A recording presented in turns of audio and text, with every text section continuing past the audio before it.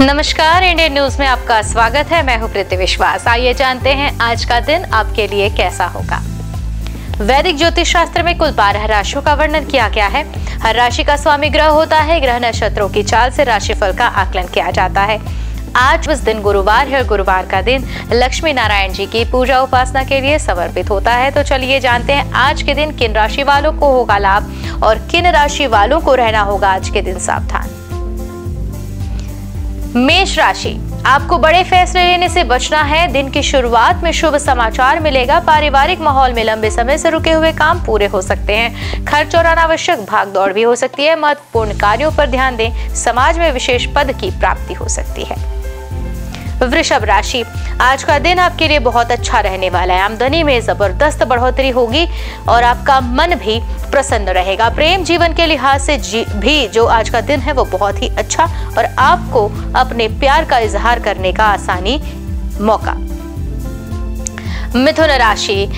मिथुन राशि वालों के लिए आज आत्मविश्वास में वृद्धि होने वाला दिन है। करियर में सफलता मिलेगी।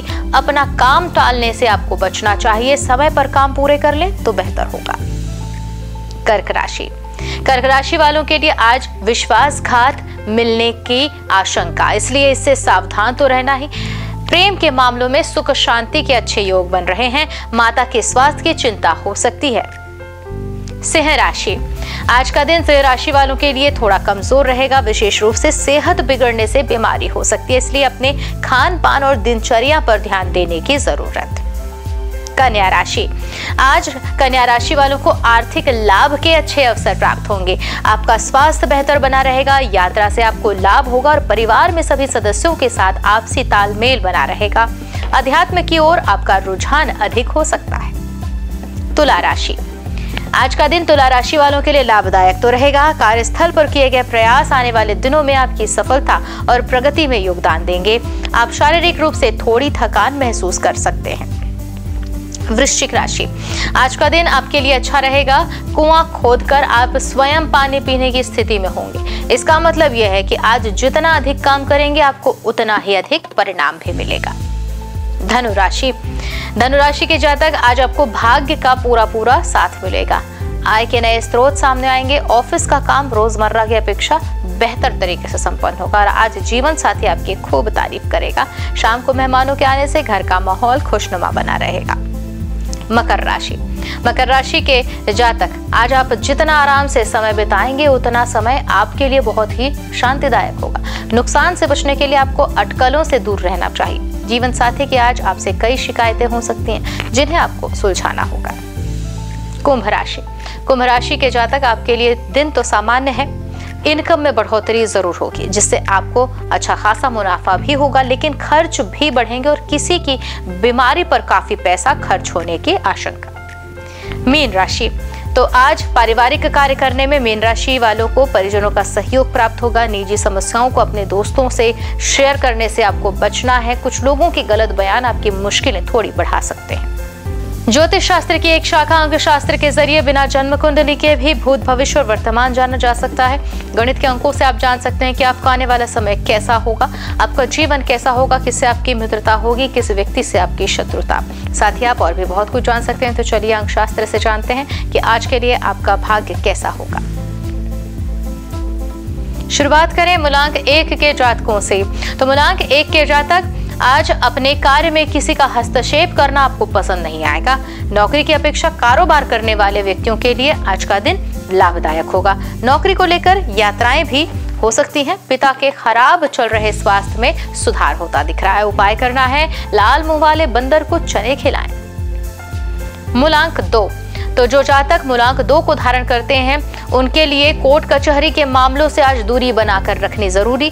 बेकार के लांछनों का सामना हाल नहीं तो करना पड़ सकता है। विवाह योग्य जातक हैं तो उनके लिए समय शुभ रहेगा। शादी के प्रस्ताव भी प्राप्त हो सकते हैं। जीवन साथी के साथ संबंधों में मधुरता बढ़ेगी। उपाय करना है, माता का आशीर्वाद लें। मूलांक 3 के वह जातक जो आज किसी प्रभावशाली व्यक्ति से मुलाकात कर रहे हैं, आपके व्यवसाय में प्रगति के लिए वह मददगार साबित होगा। विद्यार्थियों को अपनी मेहनत का पुरस्कार भी मिलेगा और आज आपके संपर्कों में वृद्धि होगी। उपाय कर सकते हैं, केसर का तिलक लगाएं।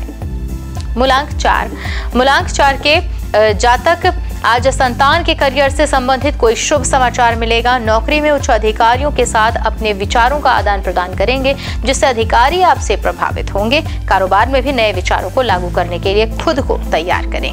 उपाय करना है, सरस्वती माता को नीले फूल अर्पित करें। मूलांक 5 के जातक आज व्यापारिक वर्ग को अपने व्यापार को बढ़ाने के लिए ऋण यानी उधार लेने की आवश्यकता पड़ सकती है। अपने निर्धारित लक्ष्यों को प्राप्त करने के लिए आज का दिन तो अनुकूल है। योजनाबद्ध तरीके से अगर काम करें तो सभी लंबित कार्यों को आप पूरा कर पाएंगे। उपाय करना है, घर में चौड़े पत्ते वाले पौधे ना रखें। मूलांक 6 के जातक अपने आलस्य पर काबू पाकर उचित मेहनत करने का प्रयास करना है, सफलता जरूर मिलेगी। आय के नए साधन भी प्राप्त होंगे और अपने क्रोध पर काबू रखें तो बहुत ही अच्छा। बेकार की लड़ाई झगड़े से दूर रहने की कोशिश करनी है। विद्यार्थियों की बात करें तो प्रतियोगिताओं में सफलता जरूर मिल रही है। उपाय करें, देसी घी मंदिर में दान करें। मूलांक 7 के जातक नौकरी में स्थानांतरण चाहने वाले जो व्यक्ति हैं आवेदन दे सकते हैं। धार्मिक कार्यों में आपकी रुचि तो बढ़ रही है, नौकरी में कुछ अड़चनों का भी आपको सामना करना पड़ सकता है। कार्य क्षेत्र में काम की अधिकता के कारण मानसिक तनाव की स्थिति उत्पन्न हो सकती है। उपाय करें, मोची को कुछ लोहे की कील दान करें।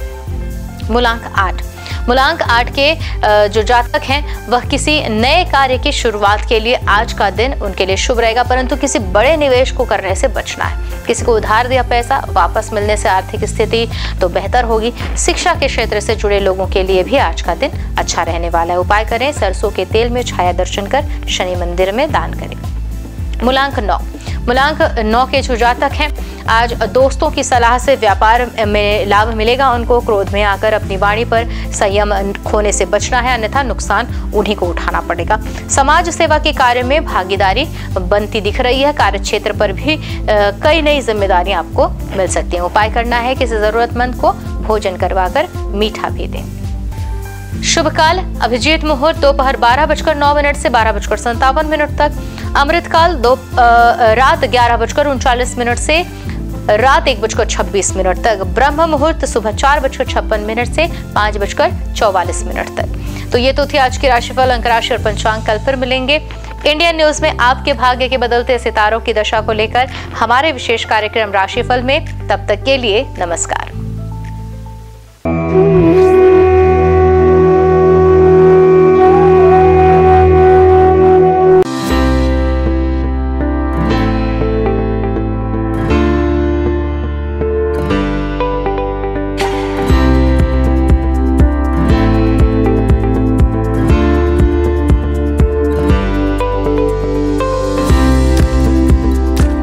गुरु ब्रह्मा गुरु विष्णु गुरुदेवो महेश्वरा, गुरु साक्षात परम ब्रह्मा तस्मै श्री गुरुवे नमः। गुरुवार का दिन देवताओं के गुरु श्री हरि विष्णु को अर्पित है। भगवान विष्णु बुद्धि और शिक्षा का कारक माने जाते हैं। गुरुवार का दिन हरि विष्णु की पूजा करने से धन, विद्या, मान सम्मान, प्रतिष्ठा और कई अन्य महत्वाकांक्षी फल की प्राप्ति होती है। गुरुवार का व्रत बड़ा ही फलदायी माना जाता है। इस दिन भगवान विष्णु की पूजा अर्चना और व्रत रखने से भगवान प्रसन्न होते हैं और भक्तों पर कृपा बरसाते हैं। गुरुवार के दिन व्रत रखने और कथा सुनने से घर परिवार में सुख समृद्धि बनी रहती है। गुरुवार के दिन सुबह जल्दी उठकर स्नान करें। इसके बाद पूजा घर या केले के पेड़ के नीचे भगवान श्री हरि विष्णु की प्रतिमा या फोटो रखकर उन्हें प्रणाम करें। कोई नया छोटा सा पीला वस्त्र भगवान को अर्पित करें। भगवान विष्णु का तिलक गुरुवार के दिन केसर से करें। बृहस्पति देव को पीला रंग अत्यंत प्रिय है। गुरुवार के दिन पीला चावल, पीली मिठाई या भोग लगाना शुभ होता है। हाथ में चावल और पवित्र जल लेकर व्रत का संकल्प लें। एक लोटे में पानी और हल्दी डालकर पूजा के स्थान पर रखें। भगवान को गुड़ और धूली चने की दाल का भोग लगाएं। भगवान को प्रणाम करें और हल्दी वाली पानी को केला या किसी अन्य पेड़ की जड़ों पर डाल दें। अगर आप पहली बार गुरुवार का व्रत रखने जा रहे हैं तो आप उस गुरुवार का चयन करें जिस दिन पुष्य नक्षत्र हो। अगर ये संभव न हो पाए तो किसी भी मास के शुक्ल पक्ष के पहले गुरुवार इस व्रत की शुरुआत कर सकते हैं। आपको बता दें कि अगर आप व्रत प्रारंभ करने जा रहे हैं तो इस दौरान पौष माह न हो। गुरुवार को पीले वस्त्र पहनना शुभ होता है। आइए जानते हैं श्री हरि विष्णु की प्रसिद्ध मंदिरों के बारे में। बद्रीनाथ धाम उत्तराखंड में हिंदू धर्म के 4 धामों में से एक बद्रीनाथ मंदिर है, जो भगवान विष्णु का सबसे प्राचीन मंदिर है। बद्रीनाथ मंदिर उत्तराखंड के चमोली में स्थित है। माना जाता है कि बद्रीनाथ मंदिर का निर्माण 7वीं-9वीं सदी में हुआ था। यहाँ भगवान विष्णु की 1 मीटर लंबी शालिग्राम की मूर्ति स्थापित है। मान्यता है कि यह प्रतिमा स्वयं प्रकट हुई। जगन्नाथ मंदिर जो है ओडिशा में, ओडिशा के पुरी जिले में जगन्नाथ मंदिर है। यह मंदिर भगवान विष्णु के अवतार श्री कृष्ण को समर्पित है।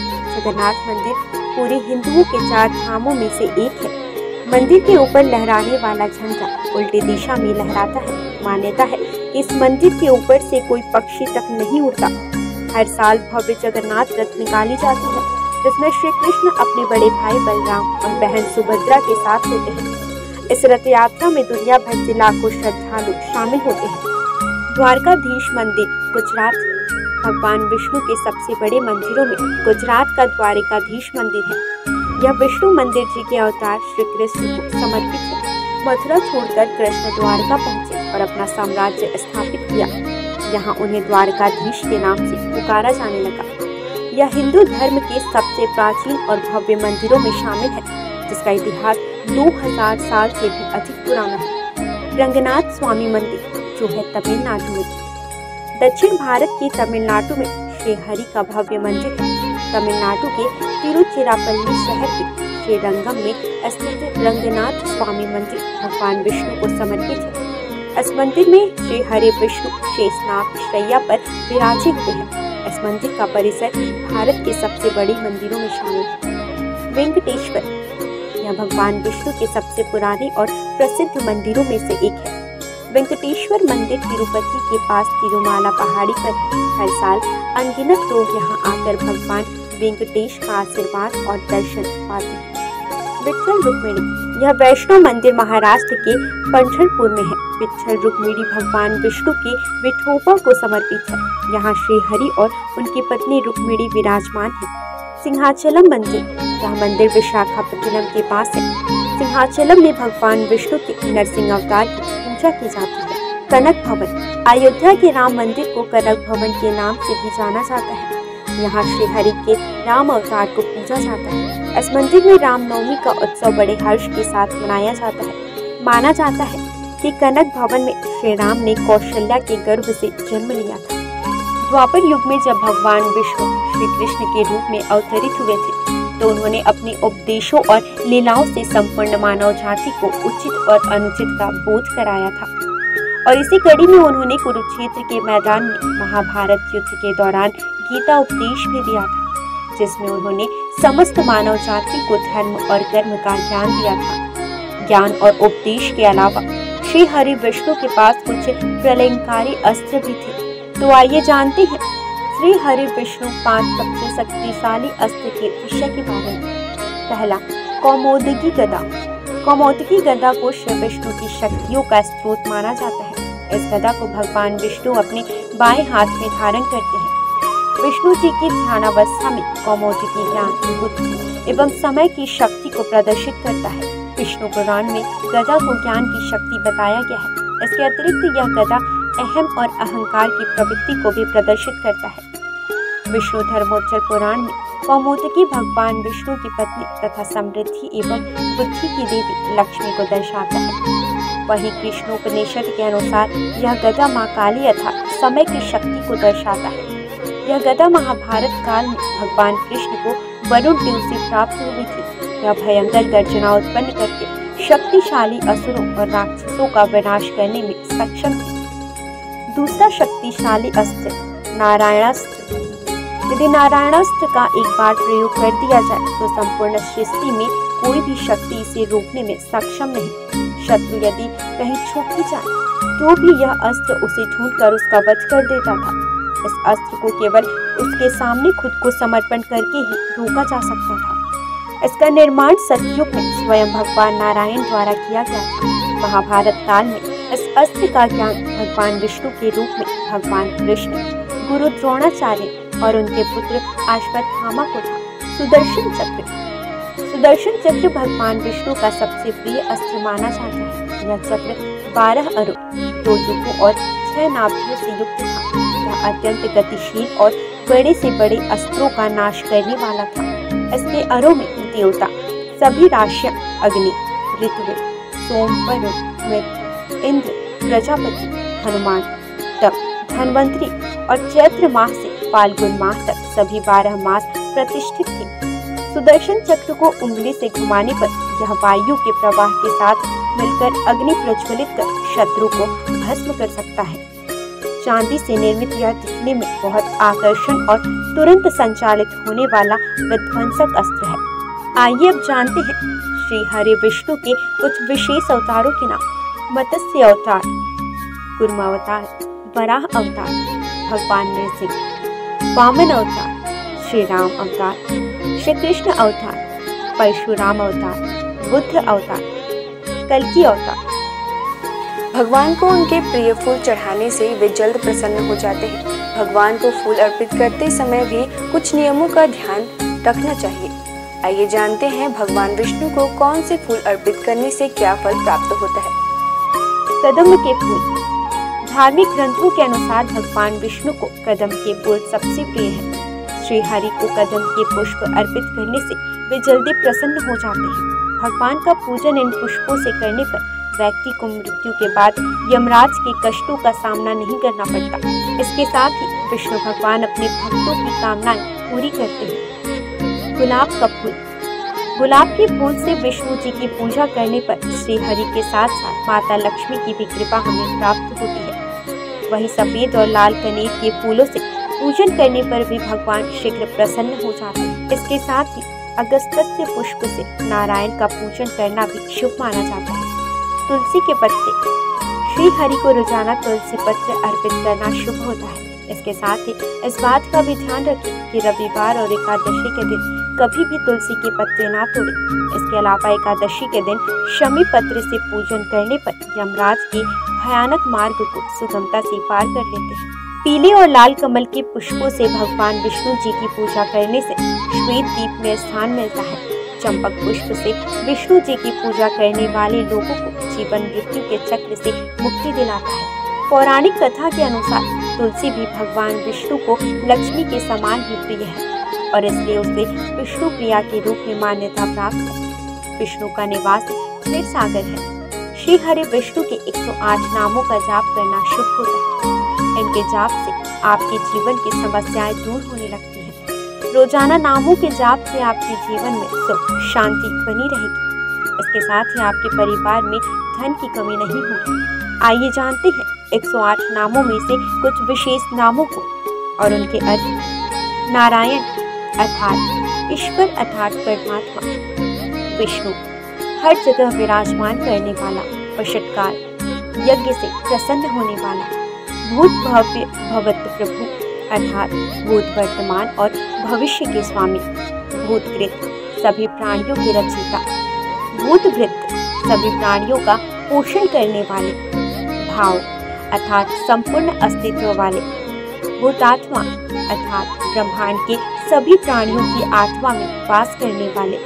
भूत भावन अर्थात ब्रह्मांड के सभी प्राणियों का पोषण करने वाले। हुतात्मा शुद्ध छवि वाले प्रभु परमात्मा।